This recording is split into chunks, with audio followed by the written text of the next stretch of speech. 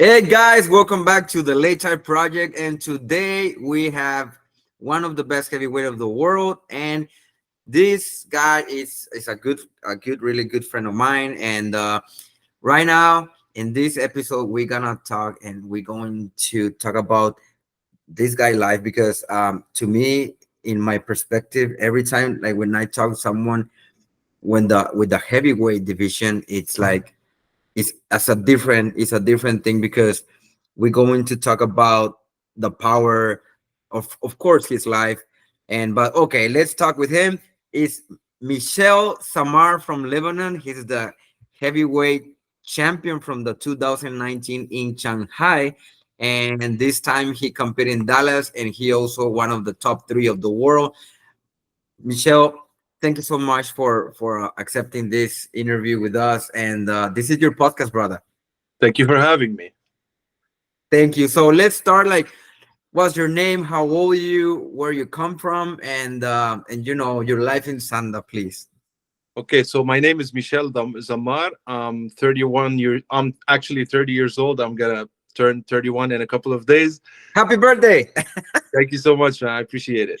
I lived in Lebanon up until 2 years ago. I moved to Canada. Right now, I live in Montreal, Canada. But I lived my whole life and trained in Lebanon up until 29 years old. And ever since I moved to Canada, I moved basically to start fresh because the situation in Lebanon is not so good at this moment. And I started training actually martial arts. I got into martial arts through a friend. I started training like to lose weight, and I didn't lose any weight, and I loved the. I stayed with the sport, and because I loved it, and I met my coaches, I met my teammates. I started in 2013, almost 11 years now, and my first competition actually was 10 years to the spot. It's March 2nd, 2014. That was my first competition in Sanda in Lebanon. It was the Lebanese Cup Championship, and yeah, I've been competing ever since. I have almost 65 fights, 65 plus fights. I don't know exactly how much, and striking mostly. I fought in MMA as well.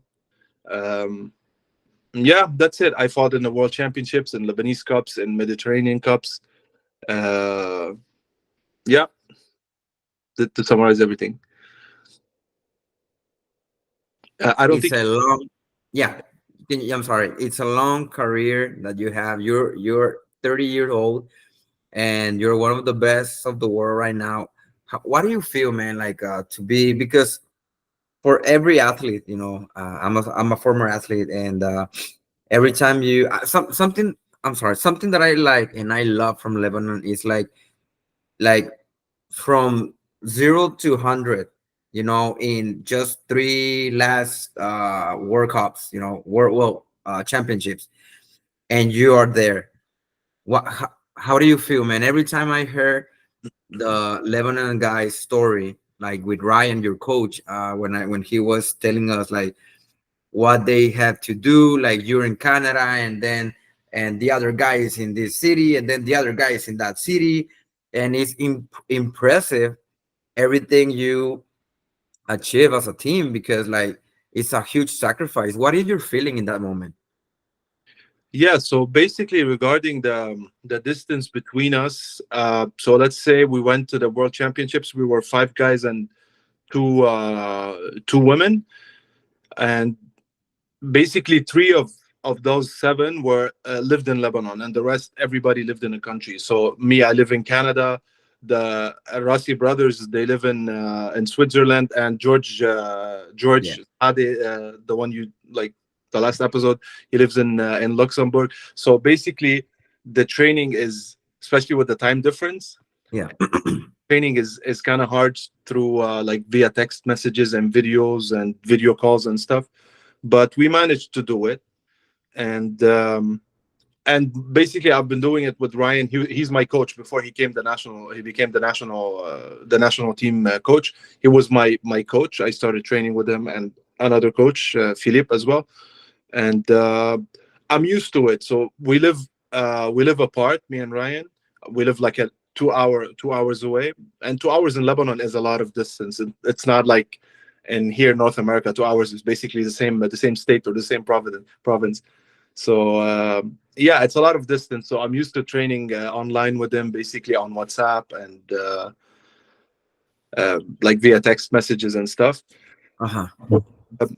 Regarding the last three world championships, yeah, we went from 0 to 100, Yeah. 0 to 60, and Oh no, man, you really jump. I'm sorry to bother you, but to interrupt you, but Lebanon, like you make history because like you achieved something that many countries that they're training and years and years and years, and then you just came and boom, that's something awesome in this sport. yeah, I guess we just had a good chemistry with the like the whole team, as teammates, as athletes, and as coaches. We just had good chemistry. There was no toxic relationships between the athletes or the coaches, because as it was before. uh, Yeah. so everything was out there in the open, and the coaches told us, like, you need to do this, we would do this. We won't question them. I don't want to do this, I don't feel like doing this. They say you have to train from this time to this time. We were training from, like, as they said, we were doing everything they said.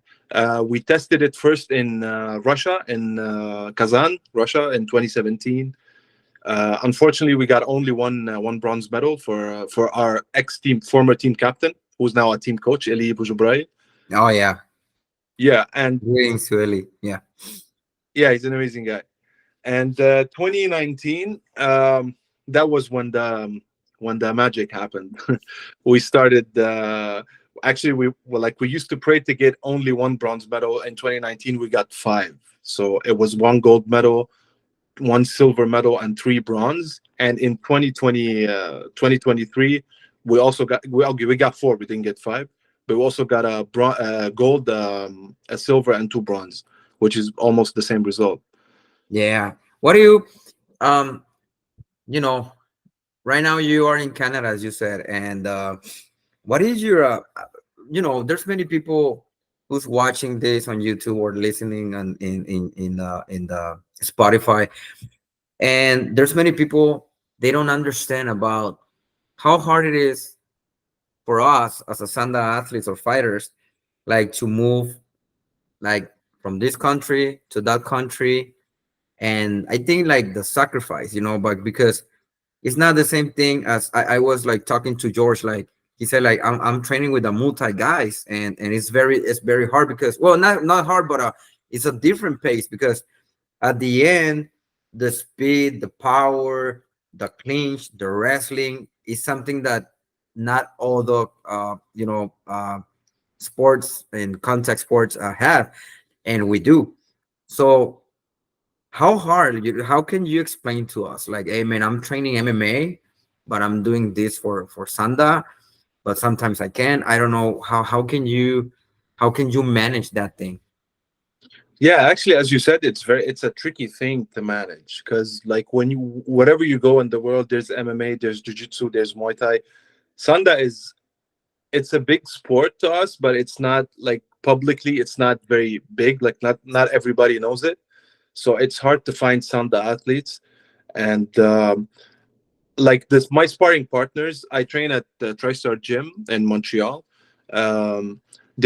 They're not familiar with Sanda, so basically my sparring partners, I have, let's say, before a couple of months before the championship, I have to tell them that, uh, if it's possible, let's do this, let's do a Sanda sparring. I would explain everything, the rules and everything, and we would try. And yeah, that's how we made it work. Yeah, It's also very hard to find sparring partners, especially for a heavyweight, not just in Canada, and basically everywhere. everywhere. Yeah.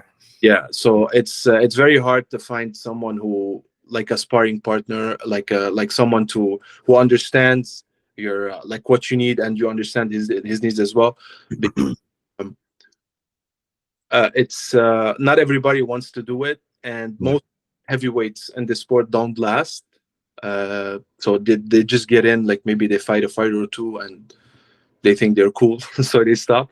So you don't find a lot of heavyweights. But yeah, we were able to manage. Regarding the Sanda, I remember there's a Sanda gym like 2 hours away from here.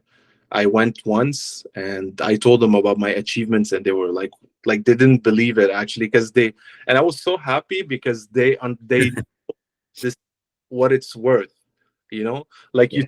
you tell an MMA guy you're a world champion, it's like, yeah, okay, you're a world champion. But you tell a Sanda guy you're a world champion in Sanda, he's like, oof, wow, that's a hard thing. It's not easy. Exactly. Yeah, because um and I think like well, not a thing. Heavyweight uh fights in any sport, they're very very scared because at the end, just imagine like what is your weight right now? Like It's in kilograms. Like in the world championship, I was about 125.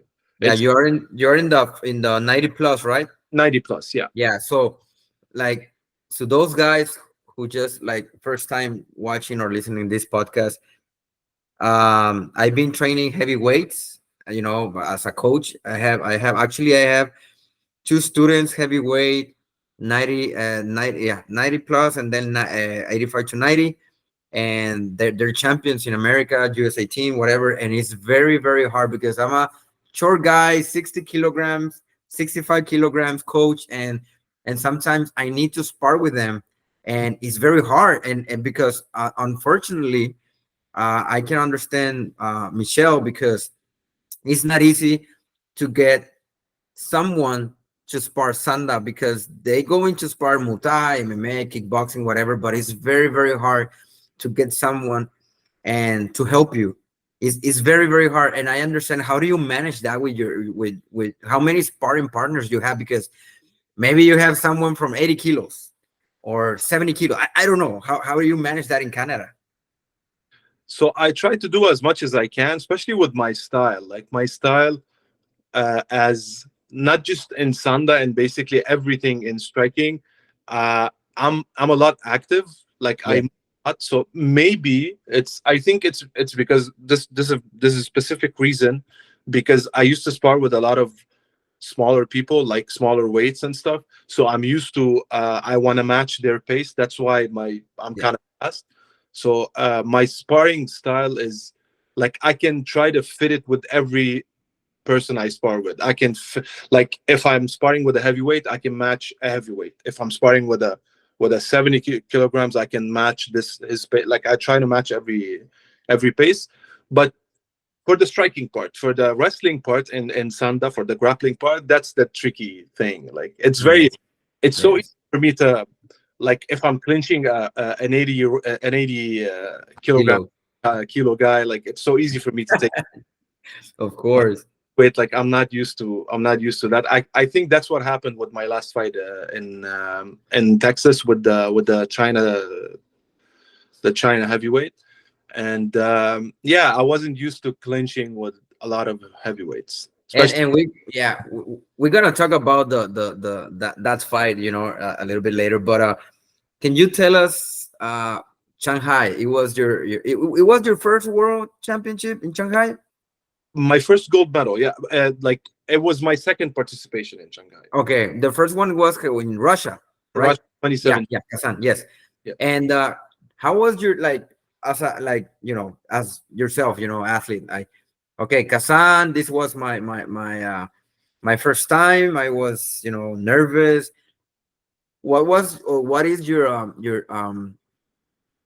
don't know how to say, your expectations, yeah, from the first time to now, because you're going to the cup, right? Yeah, So man, come on, man. You've been in world championships, and how many cups? Two cups? I haven't been to any cup Oh, actually. this is gonna be your first time. That's Oh yeah, because yeah, I'm sorry, yeah, because Shanghai, because of the, the COVID thing. yeah, the COVID thing. Yes, yes. So man, how do you feel like after Kazan all those years, and now you're going to be in the cup? Yeah, actually, I'm super excited about the cup, because everybody that has been to the World Cups, they tell me it's like bigger than the Olympics. Basically, it's Yeah, an event, and I'm super excited for it. I'm training as much as I can for it. awesome. It's a long way from here. It's about 6 7 months, and I'm gonna start my camp very soon. I was talking to Ryan, my coach, and we were gonna start early to prepare for every single detail. And yeah, so basically, what happened to me in Kazan? Basically, I fought Hamid Reza. He was the 90 kilogram champ for Team Iran. Oh yeah, yeah, yeah, yeah, yeah, yeah, yeah, yeah, yeah, yeah. I remember. Yeah. He went up to 90 plus for the first time. So he has like 5 gold medals basically, Yes. and Yes. it was my first fight on the world stage. So I'm Yes. a guy who has like 5 6 gold medals. I don't know how much. So I was extremely nervous, and surprisingly, I did good. Like I didn't win. I lost obviously, but I did good. Like my performance was not that bad, but it wasn't that good. And I promised myself from 2017 that the next World Championships, which was in 2019, that I want to get on the podium. Like I didn't say I want to win a gold medal. Like You I thought want to? Yes. it was hard, especially with Iran and China. And Can I'm sorry. I'm sorry to interrupt you. Can we? No.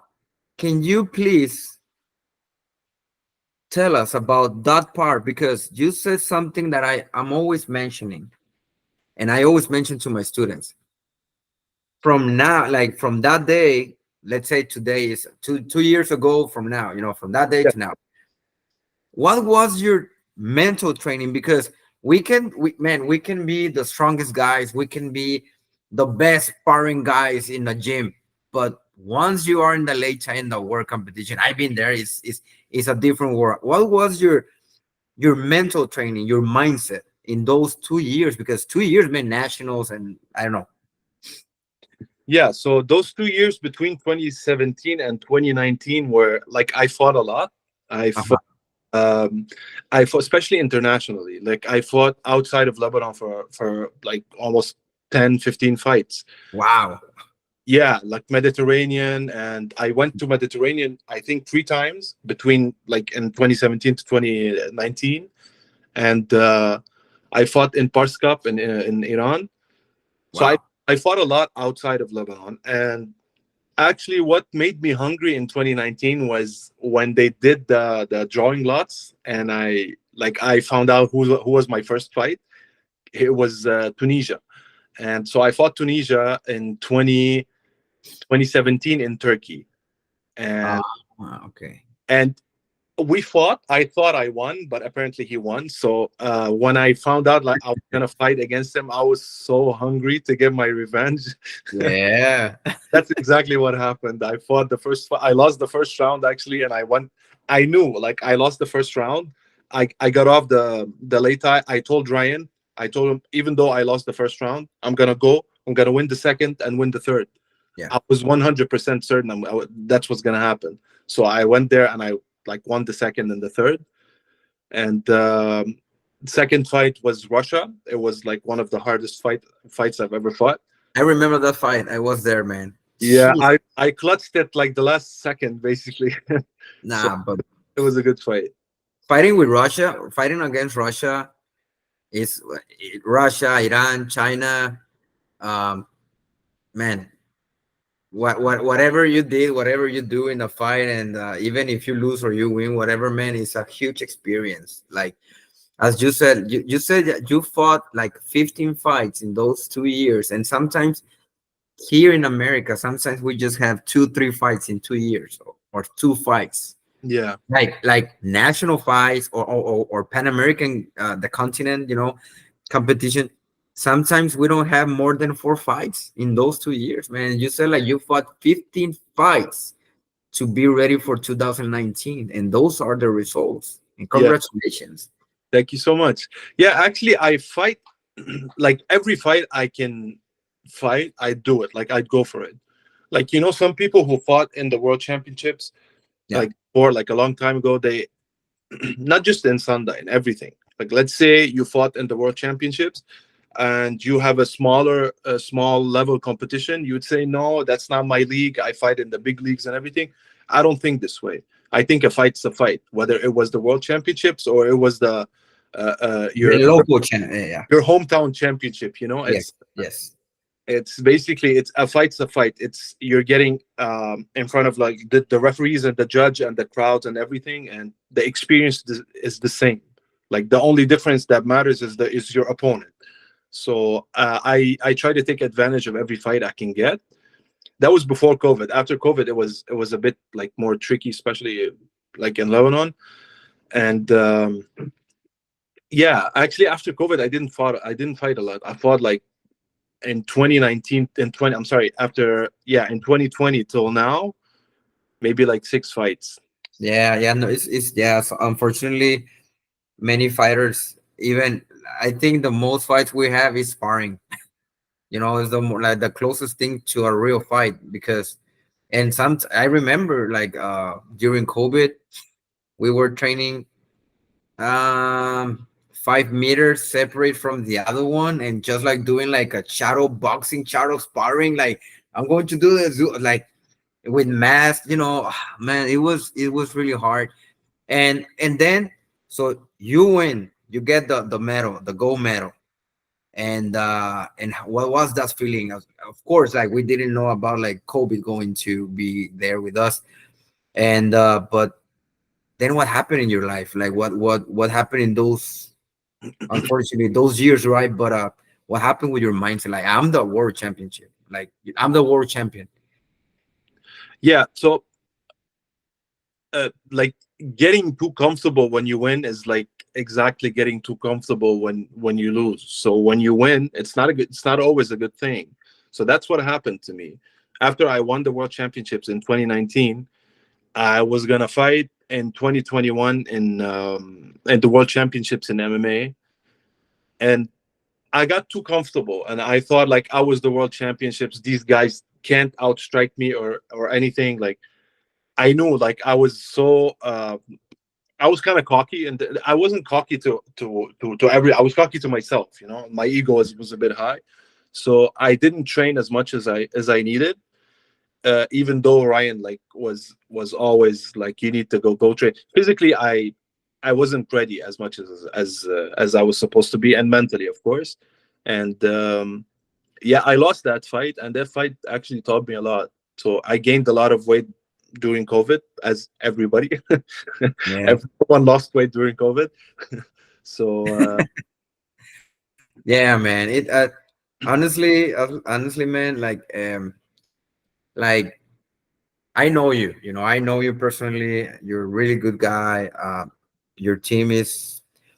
I feel like a family from like from Lebanon. I don't know how to explain this, but you are so cool with me. Like even with my family in Dallas, like I really appreciate everything from you guys. And every time I was in charge in the back from the Sanda competition, and every time you were warming up, I was like the I think one of the biggest key points from Lebanon is the family. It's not only the team, it's like we are a family.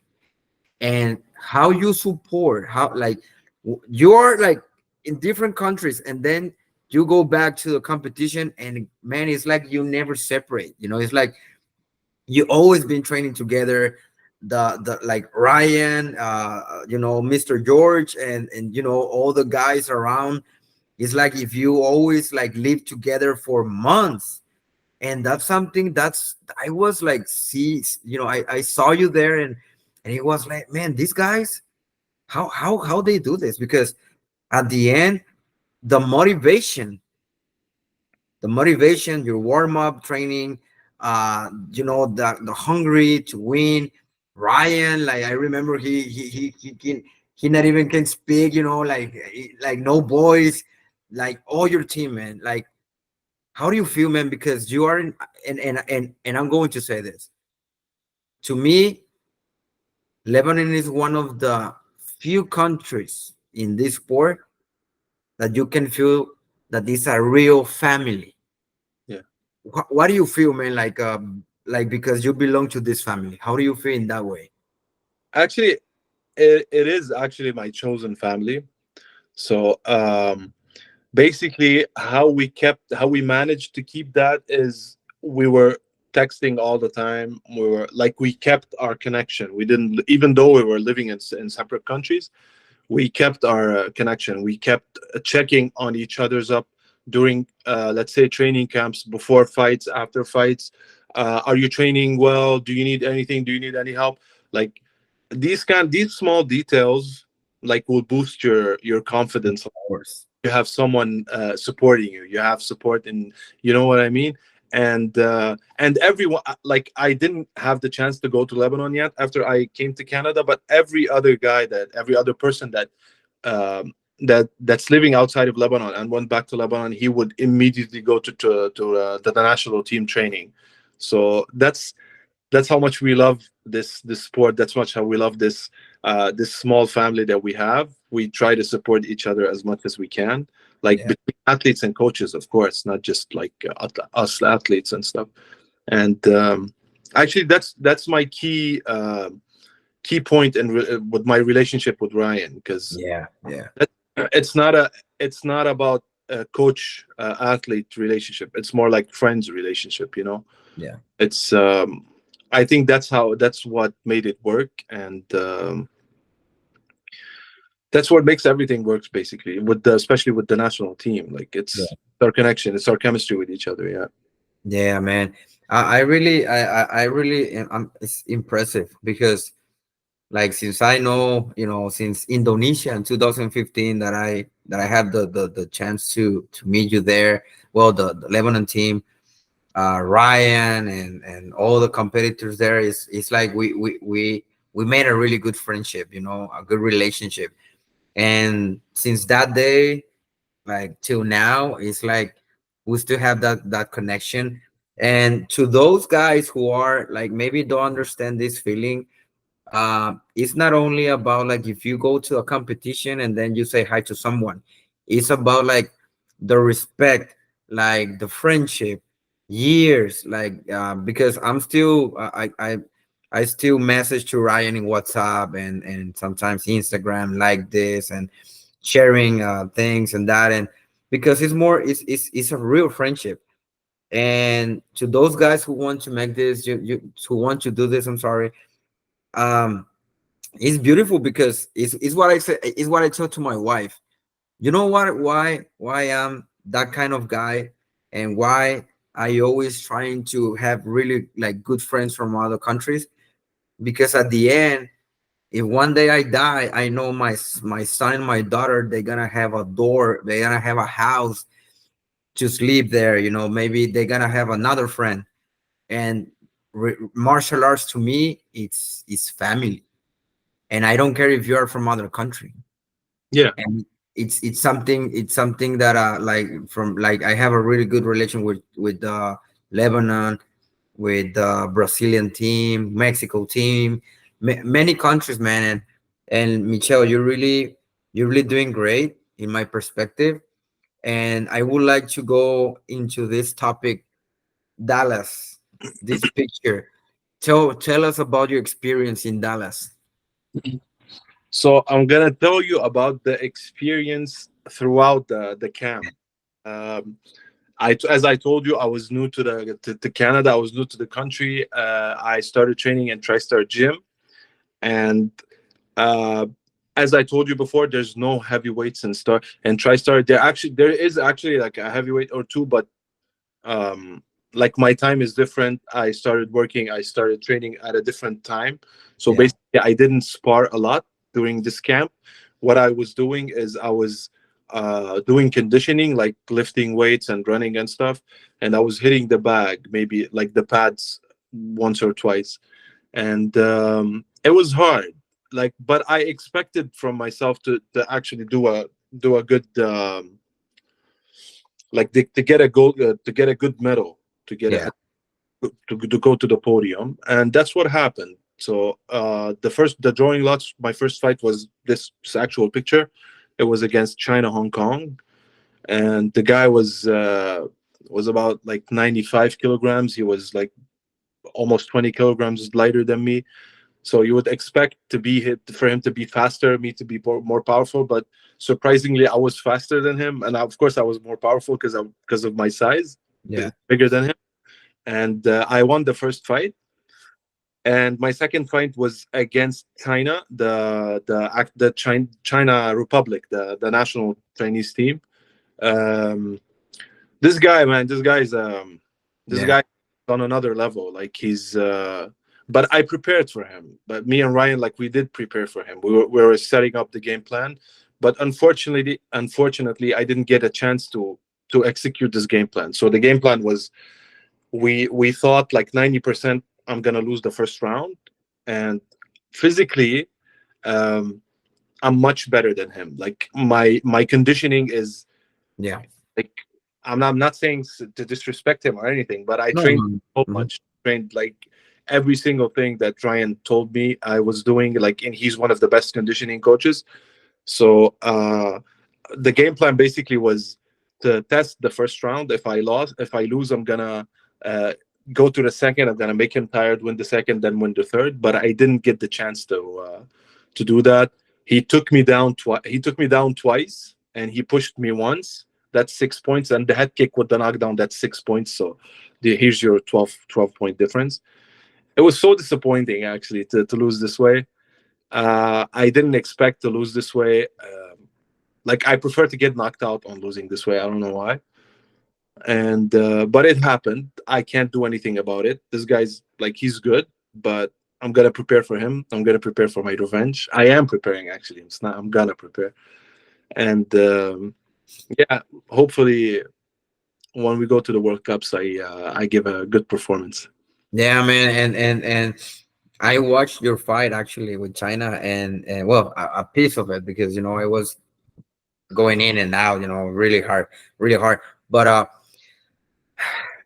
no one expect that guy have that kind of a stretching or like that. Like it's really like as you said, man, and to all of you guys, this guy from China, the heavyweight champion right now, the actual one, he have like you can expect that kick like head kicks or that the stretching. He's very flexible. Yeah, that's the word.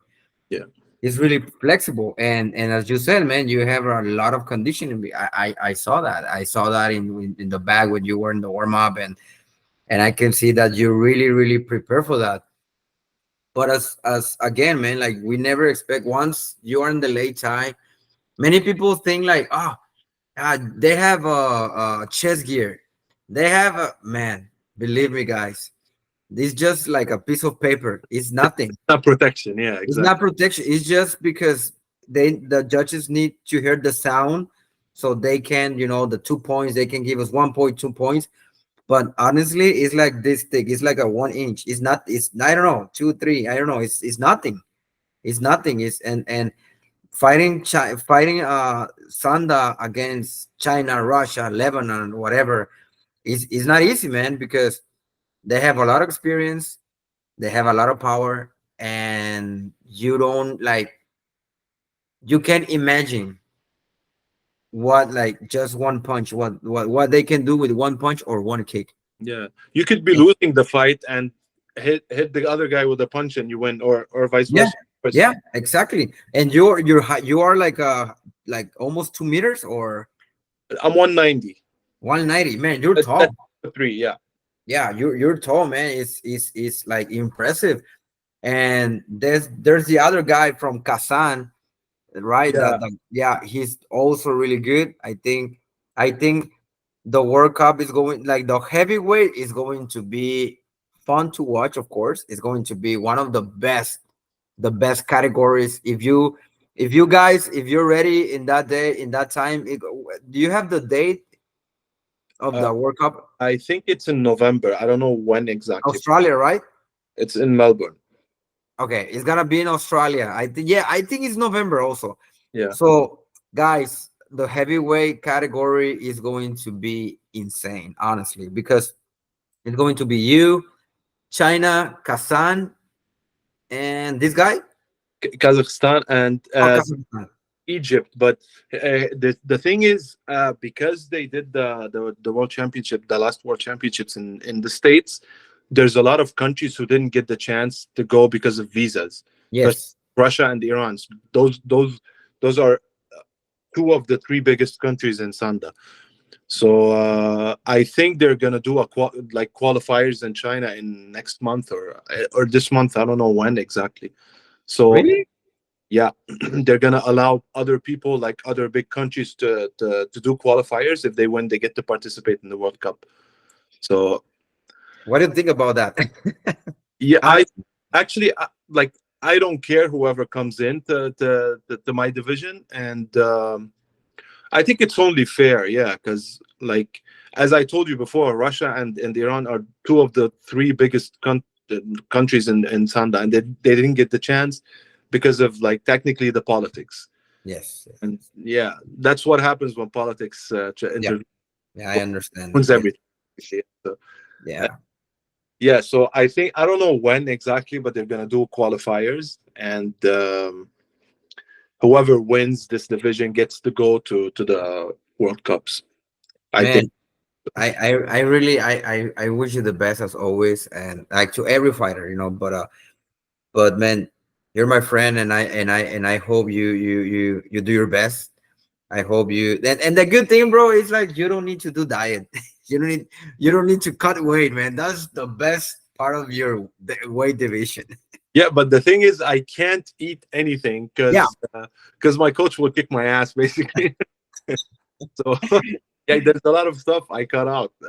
yeah, no, of course, like, yeah, that's the other thing, and I'm joking about like Yeah, cutting weight or that, but of course, like even if you're heavyweight, you need to have a good diet. yeah, You're not going to eat french fries, burgers, fried chicken, no, because your body is not going to be ready to fight, and it's what many people don't understand. And let me tell you something. What do you think about, or can you would like, I'm sorry, I would like to know if you can give us like advice to those guys who are above 80 to 90 plus kilograms, because it's very hard to say this, but many people, they not even sacrifice a little bit in their diet. They like, it's like, I'm okay with this, I'm gonna fight. I don't know if you notice that in these days. yeah, a lot. And what do you like, do you have any advice for those guys who are in those kind of categories? Yeah, so there's a difference between weight cut and like your performance. I don't have any weight cuts. Like, I can be 91 kilograms or I can be 200 kilograms. So I don't have to do a weight cut, but I have to diet. And by diet, I mean I can't eat anything. Obviously, alcohol and smoking and that kind of stuff, like, it's forbidden. It's not, you can Yeah. just a little bit. No, it's forbidden. Zero. And exactly zero. I don't do it on off camp. I don't do it, but especially in camp, because I see a lot of people who drink alcohol before fights, which is very dumb. And like, my kind of diet is, I try to eat like good carbs, protein, that kind of, like, vegetables. I Yeah. stay away from sweets, from chips, from fried stuff as much as I can, and it's good for your performance. You get a boost of energy. You get a lot of your performance will be good if you stick to this diet, and you would lose weight as well if that's your target, if you want to lose weight. Because I see a lot of people, especially in heavyweights, like, they weigh, for example, this guy I fought, if I was him and I weighed like 95 kilograms, I would sacrifice, I would do 5 kilogram weight cuts and fight Exactly. yeah, I don't know how did they do it, because I fought a lot of guys who were like 90, 93 kilograms. Like, just Just do, cut. yeah, just cut just a little bit of cut, and you would fight for 90. You would fight guys your own size, and Yeah, yeah, and that and Michel, honestly, is what the new guys don't understand about that. Like, okay, I'm 90, 91. I'm going to fight 90 plus, but my opponent is 150.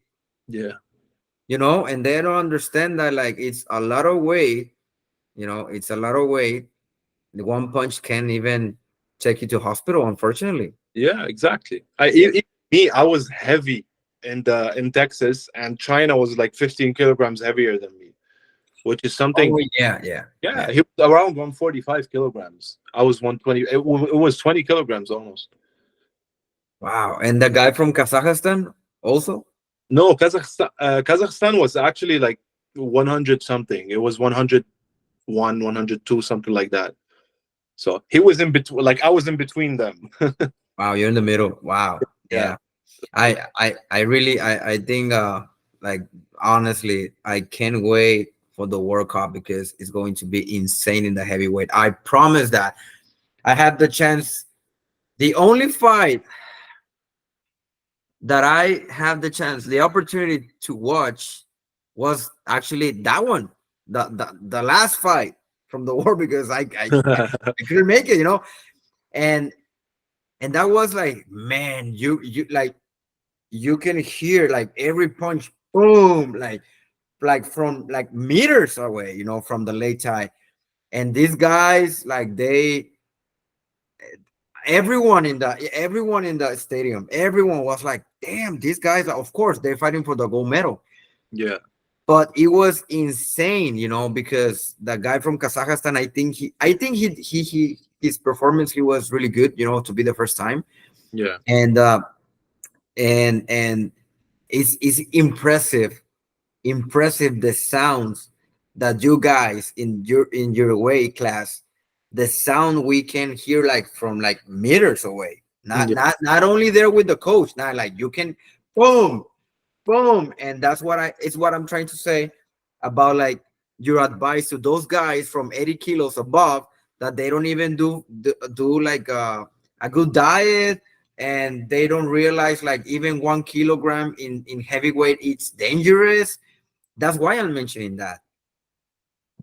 Yeah, it's very different. The experience in heavyweight is very, very different because you have to prepare for two types of fighters. You have to prepare for the powerful one and for the fast one. Exactly. And like even though we don't have any weight cuts or something, but let's say the 75 kilogram, the weight class, the 75. If you're 75 kilograms, you would not fight a guy who's 76 or 77. You would say, no, I don't want to fight him. No, that, and you have every right to say no. Yeah. But in heavyweight, you can't say anything. Like, for example, I was 20 kilograms lighter than China Hong Kong, and China Republic was 20 kilograms heavier than me. So, like, I can't do anything to control that. It's the heavyweight division, it's 90 plus. And I think they should do like MMA to me, if it comes back to me. I think they should do like MMA. They should limit the heavyweight. They should limit to 120 and do another class for 120 plus. That's what I think, at least. It's only fair to bigger guys and to smaller guys. So Yeah, yeah, it's a huge difference because 5 kilograms, like each category, 5 kilograms is a huge difference. Because I remember like when I fought in 60 kilograms, I always my weight, it was like 59.8 or zero point 0.9 to be the heaviest. yeah, And then when I fought in 65 kilograms, I was in 64.8 or zero point 0.9 to be the heaviest in my category. yeah, And of course, like that's the different thing with the lightweights and yeah, midweights. But many midweights, like between 65 to 75 to 80, many of them, they're very strong. Like this guy Mohsen from Iran, yeah, he's really strong. He's like, man, I don't care if I'm the lightest weight. yeah, yeah, Yeah, it's the confidence they have, like the Iranian guys. And that's one of the things, because I think you Lebanon trained with Iran one time, right? yeah. We So went, me, Alex, and Alex Arrasi, uh-huh. who got second in 20, who got silver in 2019, 2019. and George Saadi, he got bronze in 2019 and gold in Texas. Yes. And we went. There was two girls as well. There was Lydia, Uh-huh. who got silver as well, and Barbara. She didn't medal, but she fought against China. It Yeah. was a good fight. And we went. Yeah, we were four. We went to almost 12 days. But here's the thing: like, we went there for the mental boost, basically. Like, Exactly. Iran is the biggest country in Sanda. It's huge. Like, it's like their reputation over there. Everybody knows them. They have actual fans. So Yeah, you can see their Instagrams. exactly, yeah, they have like at least 50K followers each. So we went there for the mental boost, basically. Like, the camp was okay. We were training physically, we were training technically, everything. Especially like after 2017, our technical level was like skyrocketed. So we went to Iran for the mental boost, and there's actually like it's. Thank you for bringing this up. I want to talk about. There's a lot of Arab countries who Mhm. said that we got gold medals because we went there. That's not true. Nah. We there we were like, yeah, like it's our will, it's our confidence. We worked hard for it. It's not just because like a lot of countries went to Iran and it didn't achieve anything. So it's not about that. And I'm not saying we didn't learn anything in Iran. It was an amazing experience. I would do it all over again. And yeah, it was really hard, actually. The No, training. of course, man. Of Yeah. course. Like I in my experience, just what you said. I trained in China for 11 years in Taolu and then Sanda. Sanda for 6 years also. Mhm. Of course, every year I went there for 1 2 months, and I got a lot of experience. A lot of experience. I got their skills. I learned a lot of new things, methodologies, something that you're never gonna see in America. And man, even when I come, and I'm always said this, like, when I was in Indonesia, in front of India, I was ready to win the category. I don't care who I'm going to fight, China, Russia. Just something happens, man. I lose. I lost that fight just for like takeouts.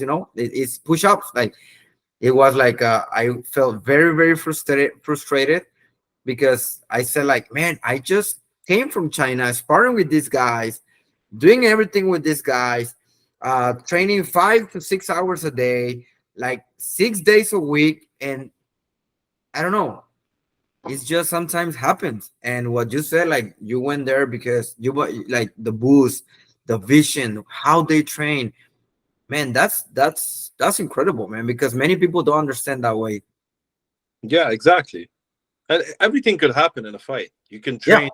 You can be training for a fight for 6 months ahead, Uh huh. training every day, just like you say, 5 6 hours a day, 6 days a week, and your opponent, like, he's training maybe 3 times a week. He can win. There's a percentage he can win. Like, it's not. There's like, it's a mix. It's a combo between training hard and talent and luck. Luck plays along like a lot, and everything can happen in a fight. You Yes, you, exactly. you can be the underdog against the most talented guy ever, and you can punch him just one punch and win the fight. Yeah, It happens. Everything happens in a fight. You win and you lose, and so exactly. Man, can we talk just I know we have a few minutes, but can we talk about like your transition between Sanda and MMA? Because I know, because I always talk about that with the MMA when I know someone is doing MMA. How do you feel, man? Like, with your Sanda background? actually, I think Sanda is the perfect background for MMA. As striking level, I'm talking about the striking part. I'm not talking about the jiu-jitsu part. It's the perfect combination between grappling, and if someone, let's say, caught your kick, or wants to, like, had Yeah, a the catch Korean, kick. yeah, yeah, it caught your kick or caught your leg or somewhere or something, like, you have the perfect balance to defend it or to attack. So when I was sparring, when I'm sparring other, like, than Sanda athletes, I would take them down so easily, even heavyweights. Like, it's easy for me to take them down. And of course, I'm not talking about the ground part. I'm just talking about the striking part. So it's unexpected for Sanda, because nobody knows Sanda. It's not nobody knows. Like, MMA guys don't know Sanda. It's like, Yeah, you a Sanda fighter, like, what's Sanda? And you tell them it's Kung Fu, and they start like, oh, it's Kung Fu. So I it's wushu, but they make fun of it, or but I liked when they make fun of it because I prove them wrong. I throw them in the air. Yeah, so it's a good transition. It's a good background for MMA actually, and it's the perfect, as I said, it's the perfect combination between striking and grappling. Of yeah. course, they add a lot of stuff like grappling when you're touching the ground and stuff, and the jiu-jitsu part. So I think it's perfect. Wow, man. Thank you, man. What is your expectation for the Lebanon team? How many Lebanon guys going to the World Cup? So we have four medals. So four. It's me, It's George, uh, Lydia, and George Eid. yeah. Okay, George. man. What are your expectations, man? So I think we're gonna do like a good performance as well. We're gonna have like good medals, and I hope, for me, I hope they have a lot more guys than just four, and this way you earn the medal more. You know what I mean? So yeah, I think we're gonna do good. We're gonna do great. We're keeping up with each other. We're just texting each other, like checking up on each other, like how's your training, how's your camp, like everything, and I can't wait to go. Actually, I can't wait to fight. I can't wait to see them as well, and I hope I fight between now and then. I think I'm gonna fight. I'm an MMA fight, maybe not too like soon, and yeah, I'm so excited to go. Man, awesome, man. I'm so like happy for you guys because again, this channel is for like it's for you guys because I really love this sport. I've been doing this from like I have 32 years training wushu, and when everyone like accept this interview, like again, thank you. um I feel, well, I receive emails or comments about like they're very impressive, like they're impressed because like they say like how this guy like how they do this. When Sanda, like what is Sanda and how they're doing this. Oh, Muslim Salikov, so yes, they start to connect everything and like, oh, these are the guys. So this channel is for you guys because I hope one day, like of course right now you're a champion, man, and the sad thing, as you said, like many people don't know about Sanda, but you're a champion, you're a world champion. Yeah. And man, I have no words to tell you how happy I am to have friends like you and to have Like, friends from Lebanon. Honestly, guys, like you are awesome, not because you're here, because it's the truth. And your family, your friends, you are everything. Your teammates, you're everything, guys. And that motivation, I think, is one of the key points that every team must take or adopt. Like, yeah, because sometimes, that sometimes you're in the team and there's Mr. Ego and there's Mr. Captain America or Captain whatever. And man, there's not even a team. That's not yeah. even a team. It's like, hey man, I'm the best. And Every no. everyone is doing their own thing, you know. Exactly. And there's not a team. It's just like I'm doing this because I'm here because I won. But you guys and many other countries, even Philippines, Vietnam also, China, of course, like all that motivation and the gathering you have, it's awesome, man. Do you have the last words that you want to share with us? Last comment, something that you want to share with people, with the new generation in Sanda. I don't know, man. This is your podcast, and whatever you want to give us as advice or motivational speech is welcome. Okay, so I'm just gonna keep it simple, and I want to say to everybody, follow like do the things you love to do. If you like to compete, just compete. Just train as hard. Just give it your 100%, 110%, as they say, Yeah. and you will be there. If you don't win today, you're gonna win tomorrow. It's as simple as that. So I lost my world championships, and I promised myself one day I'm gonna get the gold medal. And the next one I got the gold medal, and I lost the last one, and I promised myself I'm gonna get another gold medal. And I'm sure, I'm 100% sure I'm gonna get another gold medal. You just have to work. You just have to trust yourself, trust your coaches, trust your teammates, and you should be doing good. Man, thank you, man. Can you please, I don't know if you want to share with us your social media. Where can we find you? Someone is in Canada and want to practice or train with you in the future. I don't know, something that you want to, the last, I don't know, share with us. Yeah, so I train in TriStar Montreal in Canada. It's one of the biggest MMA gyms. You can find me there almost every day at night. And my social media, I'm mostly active on Instagram. It's Michos. It's Michozammar. That's my first and last name. And if you want to reach out on Instagram, I would be happy. If you need any help or if you need any advice, I would be happy to help you.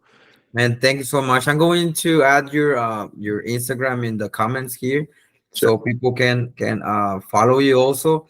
And again, guys, if you're watching this video or you're listening this podcast in Spotify, man, we are with a world champion, and it's not easy to be a world champion in this sport.